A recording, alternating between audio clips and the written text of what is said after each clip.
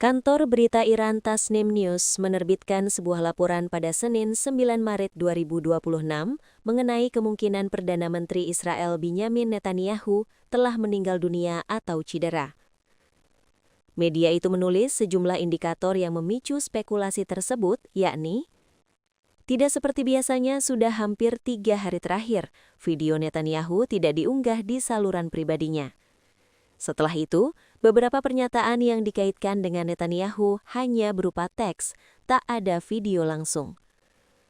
Sebelum video Netanyahu yang terakhir, setidaknya 1 video dan terkadang hingga 3 video biasanya dirilis setiap hari. Namun tidak adanya satupun video selama 3 hari terakhir. Sejumlah sumber berbahasa Ibrani melaporkan bahwa pada tanggal 8 Maret muncul laporan yang menunjukkan bahwa perimeter keamanan di sekitar rumah Netanyahu telah diperketat, khususnya untuk menangkal potensi serangan drone bunuh diri. Dikatakan bahwa pembatalan kunjungan yang direncanakan oleh Jared Kushner, menantu Trump, dan Steve Witkoff, perwakilan khusus Trump ke Israel, yang dijadwalkan hari ini terkait dengan situasi ini. Istana Elysee juga tidak menyebutkan tanggal percakapan telepon antara Presiden Prancis Emmanuel Macron dan Netanyahu dalam laporan berita tentang panggilan tersebut, dan hanya teks dari percakapan yang diduga tersebut yang dirilis. Media Israel menjawab. Media Israel Jerusalem Post menjawab ulasan Tasnim News.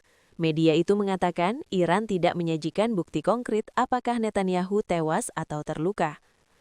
Laporan Tasnim News dinilai hanya mengumpulkan fragmen-fragmen informasi publik yang dirangkai menjadi narasi dramatis, kemudian diedarkan seolah-olah menunjuk pada suatu peristiwa.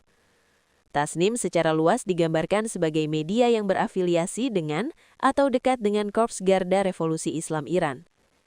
Jerusalem Post menulis bahwa Netanyahu menyampaikan pernyataan resmi yang diterbitkan oleh kantor Perdana Menteri Israel pada 7 Maret dan portal utama pemerintah Israel juga mencantumkan namanya sebagai orang yang mengunjungi lokasi dampak di Beersheba pada 6 Maret.